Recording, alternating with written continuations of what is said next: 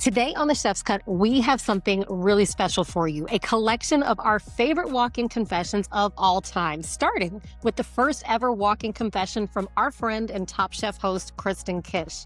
But before we dive in, Chef's Cut Nation, you know what time it is. Please take 10 seconds of your day to rate and review the show wherever you get your pods. It really helps. I did come up with two. One is I was young. I was young, and and no one was asking me to do it as like a hazing thing or to test me or whatever to make me look dumb. I just thought I was doing something smart, and I mopped the freezer. Oh, So that was cool. I was like, well, I guess now we have an ice skating rink. That's awesome. It's fucking stupid. Like the initiative, like, I'm going to clean this freezer. Yeah. Look at little crystals down there. Let me you're like, I got to make sure this water is hot. Yes. Yep. And I made an ice skating rink. The second one was Michigan AF. When I was at Monton, imagine already feeling disliked and not welcome. And you're the boss. So like people that are already gaslighting you and making you feel so dumb and make you feel so like unworthy of being in their presence as the boss, set that feeling. And then I'm in charge of making family meal. And we have this downstairs prep kitchen and I was making fried chicken thighs. And so I was like doing my dredge and I was doing the thing and I was getting ready for family meal and I load the fryer and either it had already too much oil in it or my shit just had way too much moisture. Everyone's prepping and 3 restaurants shared this space. So it was Sportello, Drink, and Monton. We're all sharing this space and I'm putting my chicken in the fryer and I start to see it. And I was like, no. And it just fucking went. It went and it just oil everywhere. And I spent the rest basically of all the way half into service cleaning it up because I did not want to ask for help. And I was so embarrassed. Like it wasn't even like, oopsie, I made a mistake. I was the boss. They already hated me. They already thought I sucked. And then I did that. And I was like, and like that feeling of like, where you're like, everyone is rooting for you to fail. Yes. Right. Correct. Like they are like, you know what I mean? You have the biggest target on your back. Yep. And I always tell sous chefs that. I'm like, you have I'm like, these people, they might gas you up. They might say this, but I'm like, they will eat your lunch if you leave it unattended. Yes. Like they don't care. They want that spot. Yeah. They like, want you to fail. And it's like the feeling, and it's like you describing, like we've all unfortunately have that feeling of fryer boiling over. Like I could feel that in my stomach when you described it, of like it's like it makes your toes curl in the worst way, of like you're like, oh no, this is like how many boxes of salt did you have to pour on the oil? We used every single thing in dry storage. It was horrendous.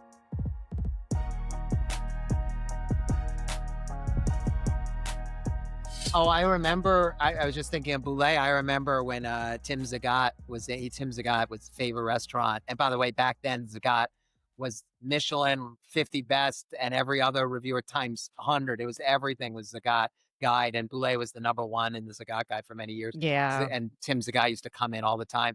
And I remember, he liked his meat cooked rare, and I was cooking meat, and I overcooked the goddamn lamb. I'll never forget the lamb chop. I still feel it right now. And this was 30 years ago. It's incredible. And I just like, it's not that Boulay was abusive at all. Actually, I never heard him raise his voice once ever. But his sous chefs were really tough. And I just like, I thought I was going to just get it. And I had some reduced beet juice on my station.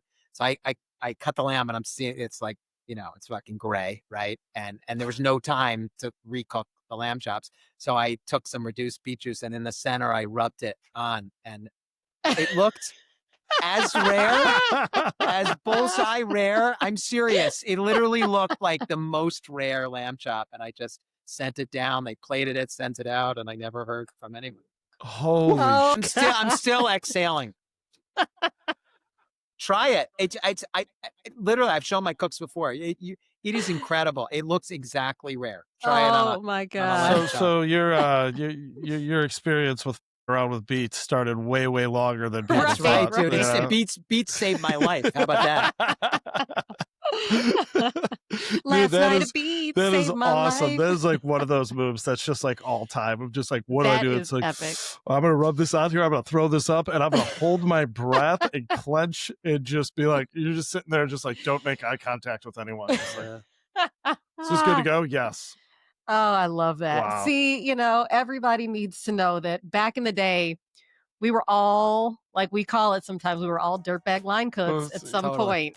Totally. We grew up. Just living on the thread of existence of Exactly. like, we're Nicely just like, said, I just man. got to make it Nicely through said. another night. I got to make it through another plate. I got to not get sent home before that last ticket hits the spike. Dude, you and it's all the same experience. It's so great.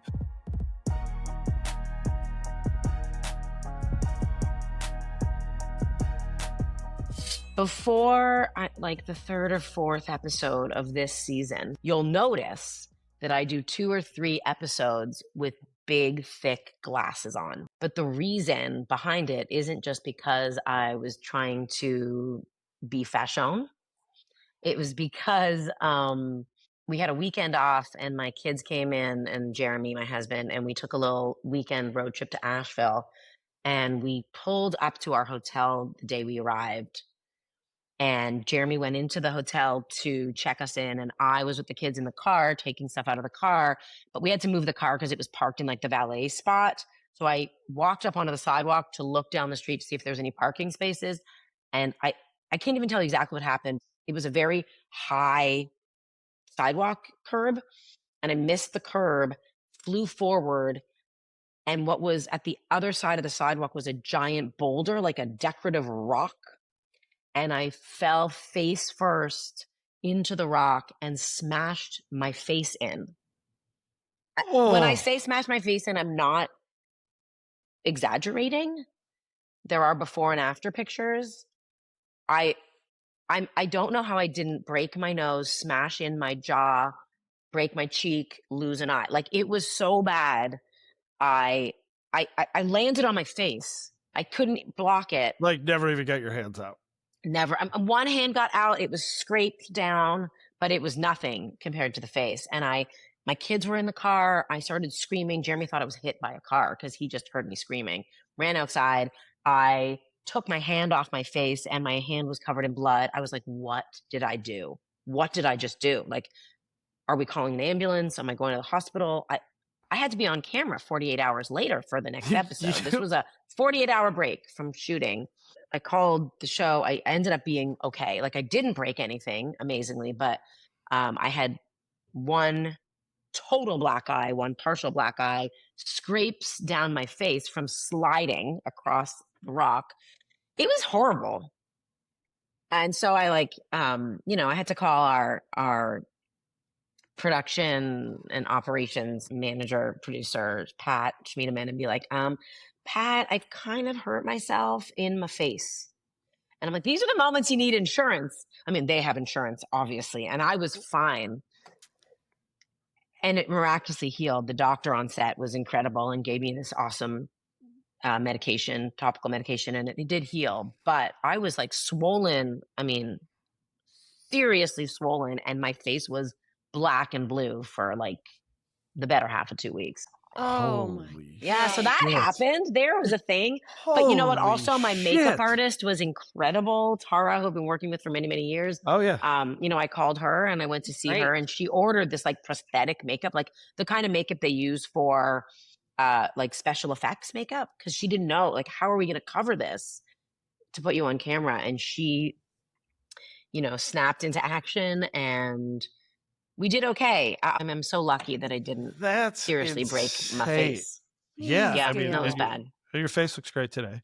Yeah. So, It's totally fine now. It's totally fine. Like, it was totally fine after like 2.5 weeks. Like there was like a few little things that took a while to go away, but like, holy well, we'll shit. see how it looks, but I'm going to have to come out with the truth because I'm sure even though they did an incredible job and they were like, my hair that will be forward and all they tried their best. All the cameras understood Just super the emo assignment. Gal. It's just all over like I'm the gonna one side of your be face. It's like early no 2000s. close-ups. Yeah. Yep.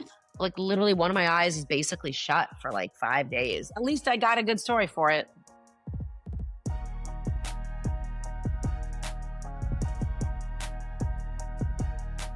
So I don't know if you know this about me. My entire culinary education has been baking and pastry arts.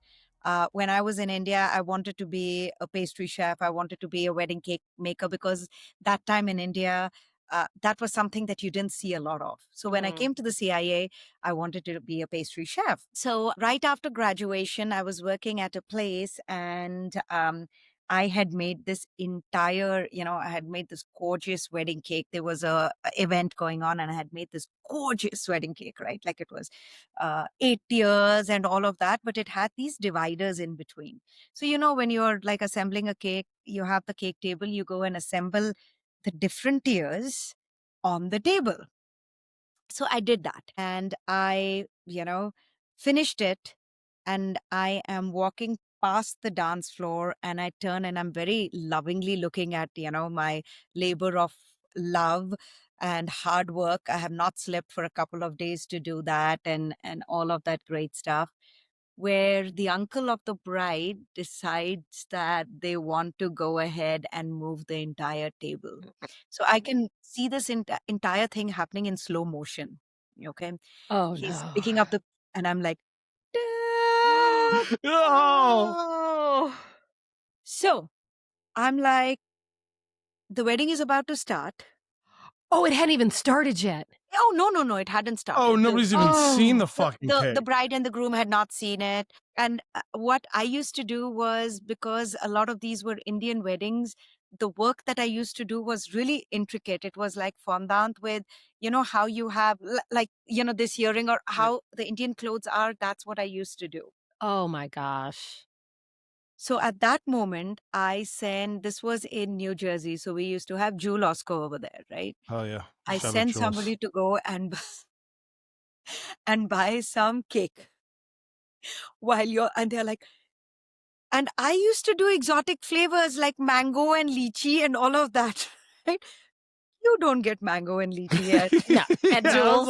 I was like, what jewel in fucking Jersey is like, exactly. oh, you want mango lychee cake? I you know, like- exactly. Like, what you looking? So anyway, I sent somebody to go and buy 10 different cakes in the meantime. And listen, like when you talk about why I'm good at competition cooking, I think it's because of this fucked up experience, right?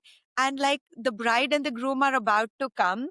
This uncle thinks that he is like God's gift to humankind. And I'm like in the kitchen and I was like swearing in the kitchen in each and every Hindi swear word possible. I'm like, he is bleeping, bleep, bleep, bleep. In Hindi, I'm going away while my chef in the front is looking at me and he's going like this. And I turn and that guy is standing right behind me, right? Oh And my I'm like, God. I don't freaking care. Like, I've Yeah, got you're to like, I'll do fight this. this guy right fucking now. Yeah. No, I can't even, right? I had the florist get all the flowers within half an hour. Like the cake that I had spent 3 days making, Oh. I made that in like literally half an hour it took for them to get all the cakes. I'm like putting it together. I had buttercream over it, put flowers on top of it. I'm like, boop, send Yep. it out.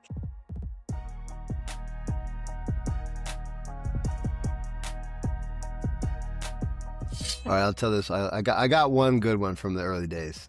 This was in Vienna. I don't think I've ever told this story publicly. It was December, which is of course the busiest time, especially over there. Like the holidays are like a huge thing, and we worked 7 days a week, and every day was massive parties. And it was a Saturday night. Everybody had done all their prep for the week, sauces that had been prepped all week long, and so much went into it. His most famous dish was this lobster dish that he had taken like a classic pork dish and like made it. So it was like this gigantic buttered lobster sauce, it was like that kind of thing. Huge pot of it.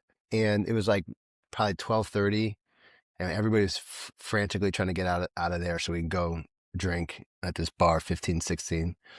And so we loaded up the cart, like a 3-level cart, all the sauces, Oh. big glass jars of lentils, big glass jars of pumpkin. Yeah, you know where this is going. And fully packed. And I was like, all right, guys, I'm going to go take everything down. I'll put it all in the walk-in. We were on the 5th floor. And yeah. And up until this point, like I was like the superstar. Like I'd probably been there for 4 months and I was doing really well. They were blown away.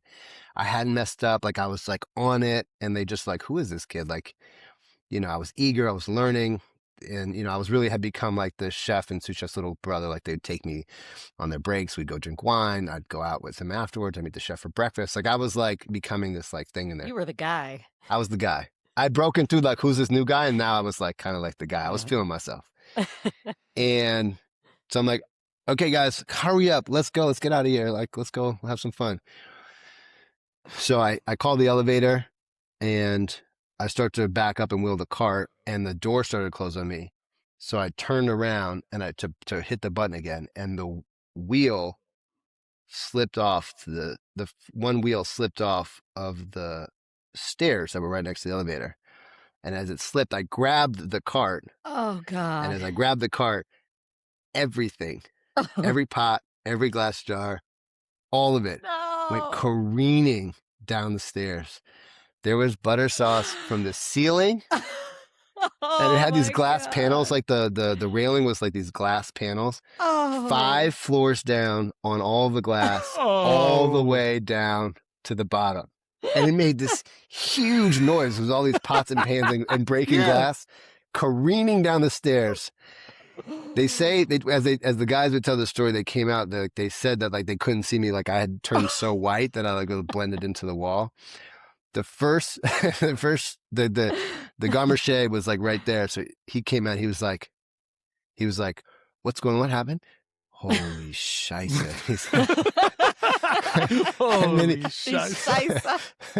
And then he went back in, and then the sous chef came out. He's like, Yankee, what's happening? And he just saw it.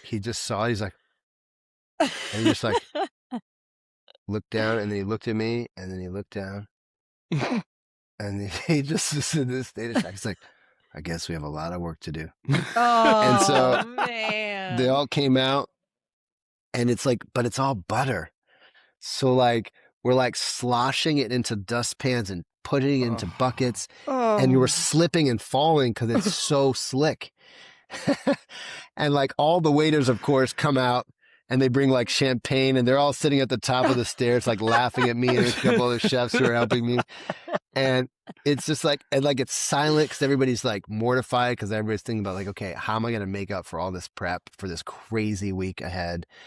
But then it's also so ridiculous, and then everybody just like breaks out in laughter because it's like you can't comprehend what just happened. Holy shit. And so then we kind of get it, so it's sort of okay. Like it's not clean by any sense, but like the glass is picked up and the lentils are picked up, you know.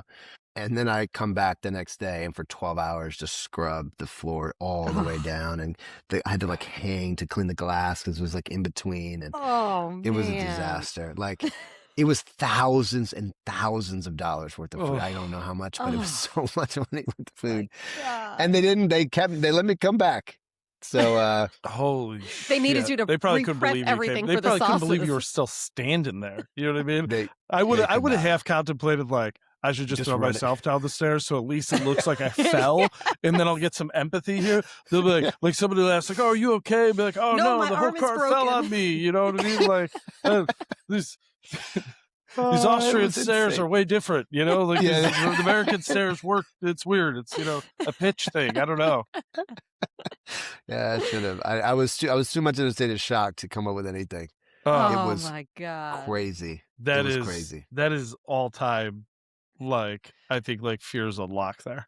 Like Yeah. I feel like was- I'd still be like waking up in cold sweats. Like sometimes it the was- cart. Your wife's like, "Oh, Yeah. you're not in Vienna anymore. Like let it go, man." Yeah, exactly.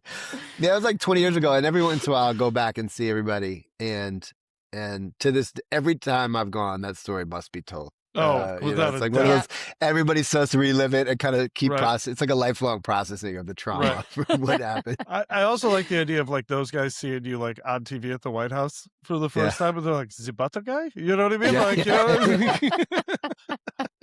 One question: did you guys still go out for drinks that night, or Yes. did you? Okay, I'm Yeah. like, or did How you many start drinks prepping? did you have to buy that night? All of them. Yeah. All of them. That's why they let you come back. You're just Yeah, like, I'm gonna exactly. run a tab. I'm gonna run a Yeah, tab. You it's guys like- All on me tonight. Just go for it. And probably tomorrow too.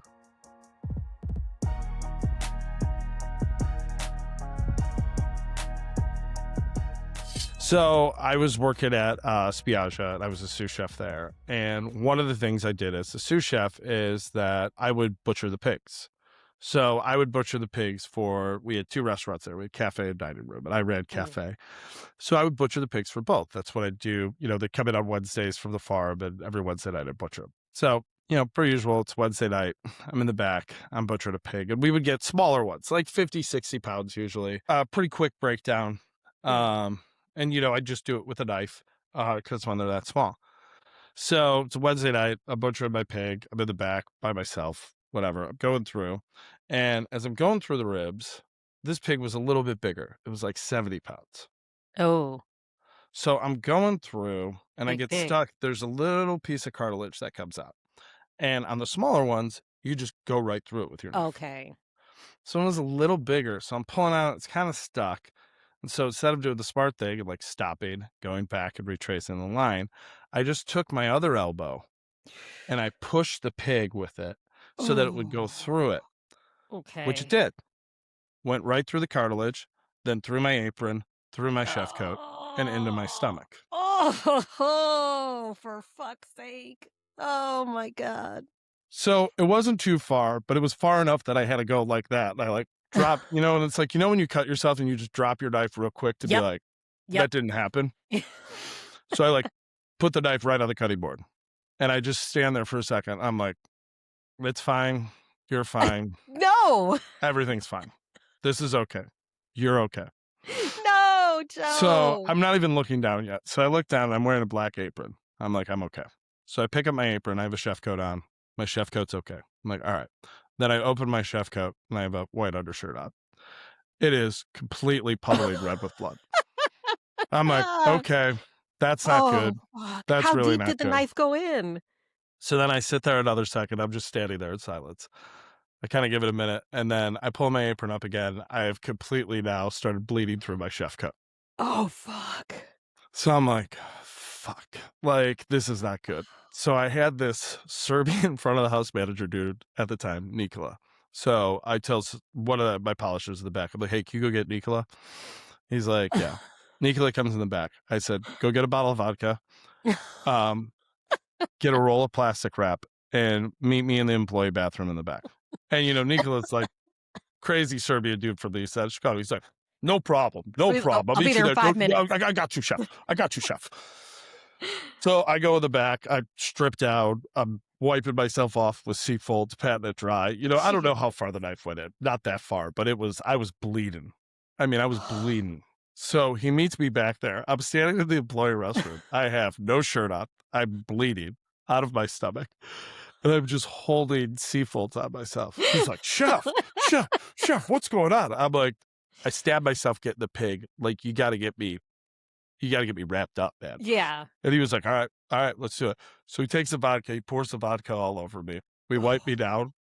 And then I just grab some gauze, I press it to my stomach, and then I have him plastic wrap me. Like you're wrapping a speed rack, yep, all the way around. Hurricane wrap me. Like tear that box off. Like it's a catering order. Oh. So he plastic wraps me. I grab a fresh chef coat. I go back out. No. At one point, the CDC I was working for comes back, and he's like, what's going on? And I told him. He's like, all right. And so he gets me wrapped up. I go back in there, and my CDC's like, all right, well, I'm going to call it a night. And he just leaves. So then I have to butcher the rest of the pig. I thought he meant call it a night for you to go to the fucking hospital. He went home. He went home. Oh my God. So then I go back. I had to butcher the rest of the pig. So I butcher the rest of the pig. I then go out, run the rest of service in the dining room, close the restaurant, go home. And then I'm like, all right, well, like, if Hill finds out about this, she's going to be like mad or like make me go to the hospital. She's going to be mad, but she's going to like definitely want me to go to the hospital. She's going to be mad that you didn't go to the hospital. I'm mad you didn't go to the fucking hospital. So I was just like, I can just kind of like, we work different hours. I avoided for a couple days. And a couple days later at my buddy's house, who's a chef, and he lived down the alley from me. And we were like, shoveling snow or something. You know what I mean? And we went inside to have some drinks. And I was like, bro, I got to show you this. And I lifted up my shirt, and he goes, holy shit. Oh my God. It looked like I got beaten with a baseball bat. I had a Oh. bruise on my stomach that was like the size of a dinner plate. He was like, what? I was like, and I told him the story. I was like, I stabbed myself butchering a pig, man. It was bad, And he's like, what are you going to do? I'm like, I'm just rolling with it. Like, I'm just kind of avoiding the hill. And like, it just hasn't come up. And so I was able to avoid her for long enough, like that the bruise went down enough, but like eventually it came out. She found out and she was not happy about it. But it was like far enough removed that I couldn't go to the hospital then, because it'd been 4 days. And it's like, you're not going to go to the hospital after 4 days. You just Okay, so it's too late to get stitches. Yeah, no, I had stopped bleeding. I had been bleeding for 4 days straight. Like it bled on and off for a while, but like it was a massive bruise. Like it was a massive bruise. But then the best part was that a buddy of mine I went to high school with, I saw him at a party the next week, and I was like, he's a doctor. And so I asked him, I said, hey, I was going to text you the other day, and I told him what had happened. And I was like, I didn't know if I should go to the emergency room or not. And he had a lot of disgust in his face as I told him the story. He was judging the horror. fuck out of you. Yeah. And he goes, yeah, kind of as a rule in medicine and in life, like if a knife goes inside of you, like you should go to the hospital. I was like, that's a good rule to live by. I was like, this is why I didn't text you.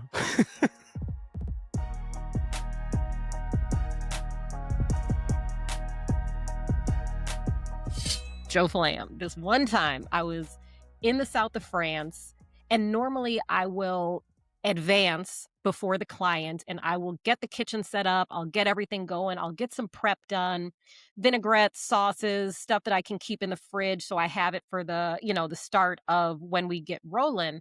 And I got there the same time the client did. Client landed in the chopper. I'm driving in from another country to the south of France, meet at the property, and had to scramble. So I have to bake bread that night and very light dinner. The light dinner was fine. This bread, however, I had a sous chef, a local sous chef, who did the shopping and organized the kitchen for me. So when I got there, I wasn't coming in completely cold. The local sous chef, bless his heart, did not label some of the dry goods that were put into plastic containers on the spice shelf. So I'm making this bread, and it's a sweet bread, and I needed sugar. So I open this container. I'm rushing. Mind you, I am balls to the wall trying to, because I got to get the bread in the oven first, then make the dinner so it can all hit the table at the same time. So I'm scrambling to get this dough to rise and get it ready. So I take this white crystal container of white crystals from the shelf. I look at it in the light. It's sparkling.